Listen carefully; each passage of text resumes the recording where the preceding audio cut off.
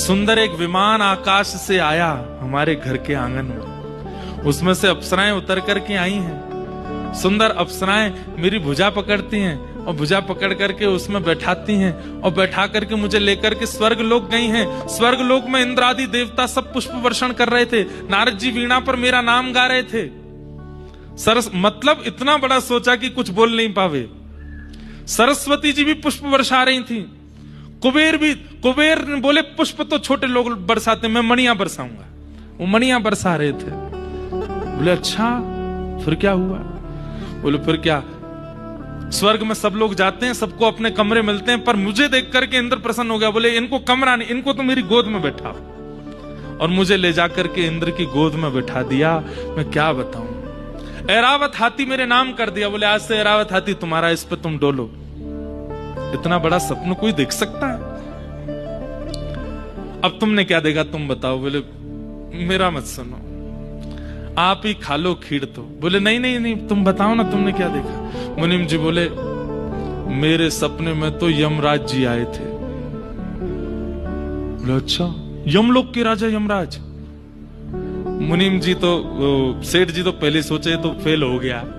मैं तो इंद्र की गोद में खेल के आया, ये तो यमराज आया इसके यहाँ। तो वैसे ही सोचने लगे। बोले अब तो खीर मेरी है। यमराज आया स्वप्न में। बोले मेरे स्वप्न में यमराज आए। बोले अच्छा फिर क्या हुआ? बोले वो जैसे आंगन में आपका विमान उतरा था, उनका भैंसा उतरा था। बोले अच्छा फिर क्या हुआ? बोले भैंसे से यमराज जी उतर के मेरे कमरे में आए और मेरे सामने आके खड़े हो गए। अपने दंड से उन्होंने मुझे मारा। मैं उठ के बैठ गया। मैं क्या हुआ? अपराध क्षमा कर, निकलो बाहर निकलो। मैं बाहर निकला। बाहर निकल करके मुझसे बोले ये क्या है चीके में? बोले खीर है, इसको उतारो। बोले मैंने डंड के दर के मारे छीके से खीर उतार ली। बोले खोलो। मैंने खोला। बोले अब इसको खाओ। मैंने खाया, थोड़ा खा करके छोड़ दिया। बोले पूरा खाओ। मैंने पूरा खाया। बोले अब चाट जाओ इसको, एक बूंद भी बचा तो तुम बचोगे नहीं। मैंने चाट लिया। बोले अब इसको धो दो। धो कर बोले अब क्या, दोबारा छीके पे टांग दो। छीके पे टांग दिया। बोले अब जाके सो जाओ। अरे ये सब हुआ था। छीके से मटका उतारो। मटका उतार करके देखा तो सब खप गया। बोले तो सच में खप गया, तुमने मुझे क्यों नहीं उठाया? आप तो इंद्र की गोद में बैठे थे, मैंने बहुत बार उठाया लेकिन आप उठे नहीं। ऐसे कंजूस, एक ऐसा ही कंजूस रहता है उज्जैन में, और वो धन का व्यय नहीं करता। वो हमेशा उत्सव आने पर अपने पत्नी बच्चों को मायके भेज देता है और स्वयं एकांत घर में रहता। बढ़िया रुपया खर्च नहीं करना पड़ेगा उत्सवों में, लेकिन इसका परिणाम गलत हुआ। क्या? धर्म के नाम पर धन ना व्यय करने के कारण उसके पंचदेव रुष्ट हो गए। और पंचदेवों के रुष्ट होते ही एक दिन क्या हुआ, घर में किसी बात पर लड़ाई हो गई और पत्नी घर छोड़ करके चली गई। पत्नी गई, बच्चों को साथ ले गई, लेकिन उसको लगा पत्नी बच्चे ही तो गए, धन तो मेरे पास है। एक दिन सीढ़ी से उतर रहा था, गिर गया।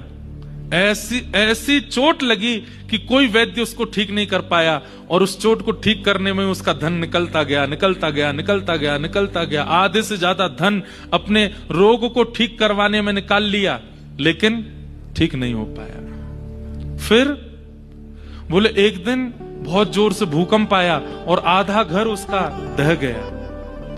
अब घर की मरम्मत कराने में धन लगाया तो जितना धन उसके पास बचा था उसमें से भी आधा धन घर की मरम्मत में लग गया। स्वयं ठीक भी नहीं हुआ, घर भी ठीक से नहीं बन पाया। धीरे धीरे स्थिति ये होने लगी, अब ना तो वो खा पा रहा है ना पी पा रहा है, सारा धन उसका खर्च हो चुका है। शरीर से लाचार है, घर से लाचार है, गृहस्थाश्रम खत्म हो चुका है। अपना जीवन निर्वहन करने के लिए वो व्यक्ति अपने घर से बाहर नगर के लोगों से सहायता मांगने जाता है, लेकिन जिसने पहले कभी नगर वासियों की सहायता नहीं की उसकी सहायता कौन करे? अब वो द्वार पर जाता है और कहता है मुझे 1 रुपया दे दो। लोग उसको डांट के भगाते हैं, अच्छा हमारी बेटी की शादी थी, हमने भी तुझसे कहा था कि तू नगर सेठ है, थोड़ी तो सहायता कर। तूने क्या कहा था? शादी करने की आवश्यकता क्या है, घर में ही रखो। हंस रहा था हम पे और आज अपनी स्थिति पर रो रहा है। किसी के द्वार पर जाके कहता मैं 4 दिन से भूखा हूं, मुझे कुछ खिला दो। बोले हम भी आए थे तेरे द्वार पर जब हमारे छोटे छोटे बच्चे भूखे थे कि कुछ तुम सेठ जी हो नगर के, कुछ इनको खिलाने के लिए दे दो। बहाने बनाते रहे, मुंह छुपाते रहे हमसे, और आज हमारे द्वार पर आया है। लेकिन 1-2 लोगों ने उसको ब्याज पर पैसा दे दिया। अच्छा, एक शब्द तो मैंने बताया नहीं। भगवान कहते हैं उद्धव ये धनवान नहीं था, ये धनाढ्य था। धनवान और धनाढ्य में अंतर क्या होता है? बोले धनवान वो जो इतना धनवान है कि दूसरों को ब्याज पे पैसा दे सकता है, और धनाढ्य वो जो पूरी सरकार को भी पैसा दे सकता है देश चलाने के लिए, वो धनाढ्य। ये धनाढ्य था, धनवान नहीं। धनवान नहीं था, धनाढ्य था। मतलब राजाओं को भी धन दे सकता था, इतना धन था इसके पास। लेकिन स्थिति ऐसी बिगड़ती चली गई। कुछ लोगों ने इसको ब्याज पर पैसे दिए, पर पैसे देने के बाद उन्होंने पैसा दिया ही इसलिए था कि अवधि पूरी होने पर जब ये हमको पैसा वापस नहीं लौटाएगा तो इसने जैसा व्यवहार हमारे साथ में किया है पूर्व में, उससे भी बदतर व्यवहार इसके साथ करने का हमें मौका मिलेगा। लोगों ने ब्याज पे पैसे दे दिए। पैसे देने के बाद दिन घटाने लगे, हमें तो 5 ही दिन में चाहिए, हमें तो 3 ही दिन में चाहिए। रोने लगा, ऐसा मत कीजिए, मैं कहां से लाऊंगा, हमें 3 ही दिन में चाहिए, लेके आओ। और 3 दिन में जब वो धन नहीं लौटाता तो उसके घर जाते, उसके घर का सामान उठा लेते, कभी उसकी कोई सामग्री ले आते। वो भिक्षुक, यही वही व्यक्ति अब इतना सह चुका था संसार का भार। एक दिन एक सत्संग में गया और वहां गुरुदेव के प्रवचन को सुन रहा था। गुरुदेव की वाणी को सुनकर के उसको ऐसा आत्मबोध हुआ, वही एक भिक्षुक बन गया। और अब वो अपने नगर में भ्रमण कर रहा है और उसकी स्थिति में तुम्हें गा के सुनाता हूं। यही भिक्षुक गीत है। किसी ने वस्त्र फाड़ दिए थे, शरीर पर, तन पर कोई वस्त्र नहीं था। किसी ने धक्का दिया था, गिर चुका है, शरीर से कहां से छिल चुका है। लेकिन अब उसकी स्थिति कैसी है उद्धव? कैसी है कि नायम जनों में सुख दुख हेतु, न देवतात्मा ग्रह कर्म काला, मनः परम कारण मामनन्ते, संसार चक्रे परिवर्तयेत् यत्। कितनी सुंदर बात। भगवान कह रहे हैं, वो भिक्षुक कहता है, किसी ने उससे पूछा, अरे तुमको किसने पत्थर मारा, तुम्हारे माथे से खून क्यों निकल रहा है? भिक्षुक कहता है, नायम जनों में दुख सुख हेतु। अरे संसार का कोई भी व्यक्ति मेरे सुख का और मेरे दुख का कारण नहीं है। ध्यान से सुनिएगा, संसार का कोई भी व्यक्ति मेरे दुख और सुख का कारण नहीं है। अरे हमें तो लगता है तुम्हारे इष्ट नाराज हो गए, तुम्हारे देवता नाराज हो गए। तब वो मुस्कुराते हुए भिक्षुक कहता है, न देवतात्मा ग्रह कर्म काल। ना मेरे देवता मुझसे नाराज हैं, ना मेरे ग्रह खराब चल रहे हैं, ना मेरे हाथों की रेखाएं बिगड़ी हैं, कुछ भी नहीं बिगड़ा है। अरे तो तुम्हारी स्थिति इतनी दुख में क्यों दिख रही है? तब वो कहता है, बोले संसार में दुख देने वाला केवल एक है। बोले कौन? मनः परम कारण मामनन्ति। ये मन कष्ट का कारण है, कोई व्यक्ति नहीं, कोई देव नहीं। हमारे महाराज जी एक बात कहते हैं, बोलो जीवन कैसा है, जैसा बना लो वैसा है। कैसा है? जैसा बना लो वैसा है। अब आप दुख के कारण थोपने लग जाते हैं, इसने दुख दिया, उसने दुख दिया, उसने दुख दिया, उसने दुख दिया। नहीं, मुझे अगर मैंने मन बना लिया कि कोई गाली दे मैं कष्ट नहीं मानूंगा, तो कितना भी गाली देता रहे मुझे बुरा नहीं लगेगा। लेकिन अगर मैंने अपने मन को इतना सस्ता कर लिया कि जरा सी कोई गाली दे देता है, जरा सा कोई कुछ गलत कहता है, मुझे क्रोध आ जाता है। गाली कारण नहीं बनी है, दुख का मन बना है। मन की स्थिति जितनी ऊंची, जितनी छोटी, उतनी जल्दी आप दुखी और सुखी हो जाते हो। छोटा सा बालक टॉफी में भी खुश हो जाता है, और बहुत बड़ा व्यक्ति मर्सिडीज गाड़ी में भी सुखी नहीं रहता।